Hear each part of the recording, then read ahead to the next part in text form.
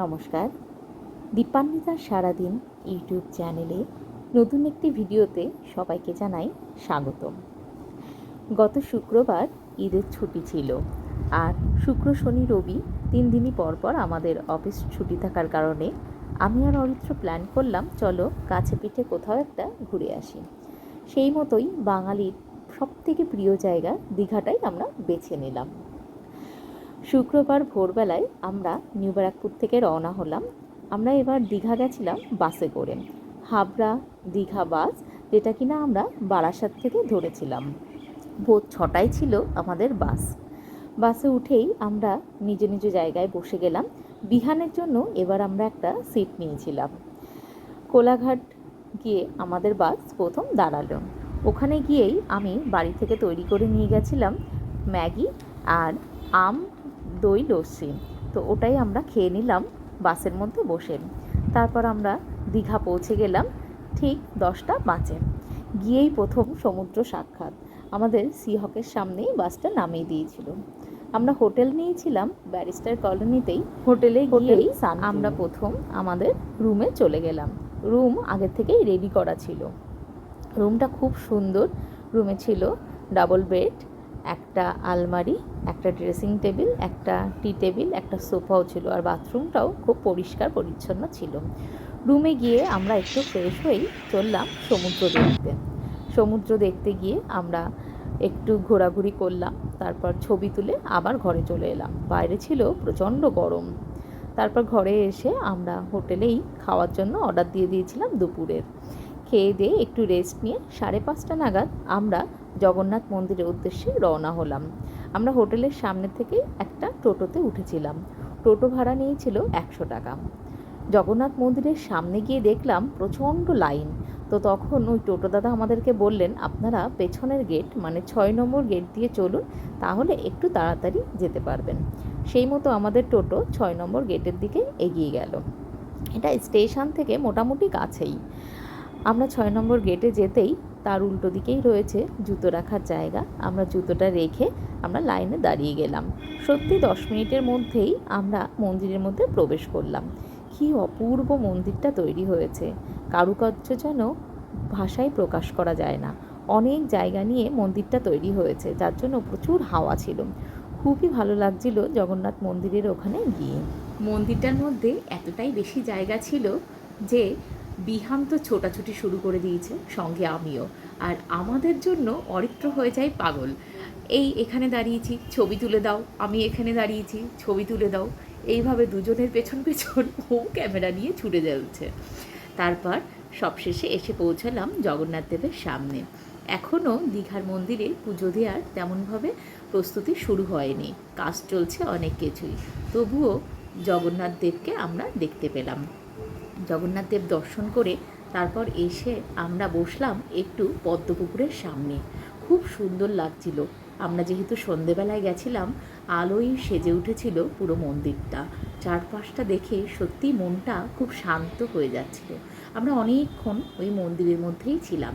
তারপর সন্ধে 7:30 নাগাদ আমরা মন্দির থেকে বেরিয়ে চলে এলাম আবার আমাদের সেই চেনা পরিচিত ব্যারিস্টার কলোনিতে। আমরা একটু সমুদ্রের সামনে আবার ঘোরাঘুরি করলাম।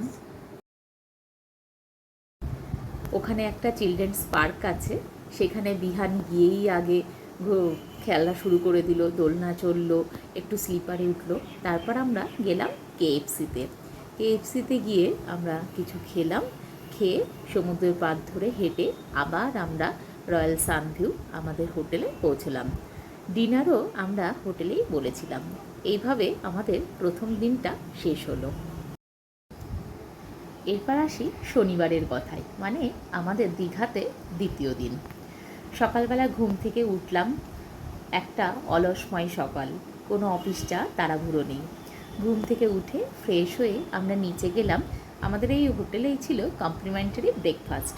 তো আমরা সকালের খাওয়া দাওয়া শেষ করে একবারে রেডি হয়ে বেরিয়েছিলাম সমুদ্রে আজ স্নান করব তার জন্য। আমাদের থেকেও বিহান ছিল সব থেকে বেশি এক্সাইটেড।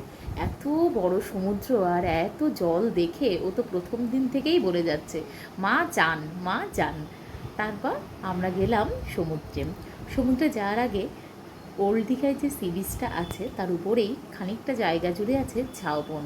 সেখানেও আমরা একটু গেলাম, একটু ফটোশ্যুট করলাম, করে তারপর গেলাম সবশেষে সমুদ্র স্নানে। আর গিয়েই তো বিহানের কি লাফালাফি, সঙ্গে আমারও। আর বেচারা অরিত্র, ও নামতেও পারছে না, চান করতেও পারছে না আমাদের ছবি তুলে দেওয়ার জন্য। ও আমাদের প্রচুর ছবি তুলে দিল, আর আমাকে আর বিহানকে কিছুতেই ও জল থেকে তুলে হোটেলে ফেরত নিয়ে আসতে পারছে না। টানা 2 ঘন্টা আমরা সমুদ্রে স্নান করলাম, মানে দাপাদাপি করলাম। তারপর ওখান থেকে এসে আমরা দুপুরে স্নান করলাম হোটেলে এসে। তারপর হোটেলেই লাঞ্চ বলে দিয়েছিলাম, খেয়ে দিয়ে ঘুম। এবার বিকাল হলো, আমরা 6টার দিকে আবার বেরোলাম সমুদ্রের পাড়ে। সমুদ্রের পাড় ধরে আমরা একটু হেঁটে গেছিলাম ব্লু ভিউর দিকে। কী ভিড়, কি বলবো, সমস্ত লোকজন ওখানে চলে এসছেন, সবাই সন্ধেবেলায় সমুদ্রের গর্জন তর্জন শোনার জন্য। অনেক লোকজন ছিলেন, খুব ভালো লাগছিল। বাঙালির এই উন্মাদনা এখনও বেঁচে আছে যে ঘুরতে যেতে হবে উইকেন্ড হলেই। অনেক লোকজন তাদের পসরা সাজিয়ে বসেছিলেন, কত কিছু বিক্রি হচ্ছিল। দীঘার ঝিনুকের তৈরি হার, জুয়েলারি, তারপর কাঠের তৈরি রন্ধন সামগ্রী, এমন অনেক কিছুই ছিল। আর খাওয়ার দোকানের তো শেষ নেই, momo, cold drinks, ice cream, kulfi, jhalmuri. তারপর আমরাও ঝালমুড়ি, আলু কাবলি আর পাপড়ি চাট খেয়ে আমরা আস্তে আস্তে হোটেলের দিকে রওনা হলাম। সত্যি মন চায় না ঘরের মধ্যে চলে যায়, এত সুন্দর পরিবেশ, কি বলবো। ও তারপরে আর একটা কথা, আমরা হাঁটতে হাঁটতে আবার ওই দিকেই গেছিলাম, মোহনার দিকে। ওখানে একটা বসার জায়গা করে দিয়েছে ওল্ড দীঘা সি বিচের ওখানে। সেখানে অনেকক্ষণ আমরা বসেছিলাম, এত ভালো লাগছিল, মনটা পুরো শান্ত হয়ে যাচ্ছিল। সমুদ্রের হাওয়া আর সঙ্গে গর্জন, সঙ্গে গরম গরম চা। এটার পর আমরা হোটেলে ফেরত আসলাম, এসে ডিনার করে আমরা শুয়ে পড়লাম। পরদিন মানে রবিবার আমাদের বাড়ি ফেরার কথা। ওদিন ভোরবেলায় ঘুম থেকে উঠে আমরা একটু হোটেলের ছাদে গেছিলাম। ছাদ থেকে আমরা পুরো ভিউটা দেখতে পাচ্ছিলাম। দূরে দীঘার গেট, দীঘা ঢোকার সময় যে সুন্দর গেটটা তৈরি করা হয়েছে সেটাও ছাদ থেকেই দেখা যাচ্ছিল। আর সেই নীল জলরাশি, যেটাকে মন ছুঁয়ে যাচ্ছিল বারবার। আমরা নিচে এলাম, ব্রেকফাস্ট করে রেডি হয়ে আমরা আবার বেরিয়ে পড়লাম বাড়ি ফেরার উদ্দেশ্যে।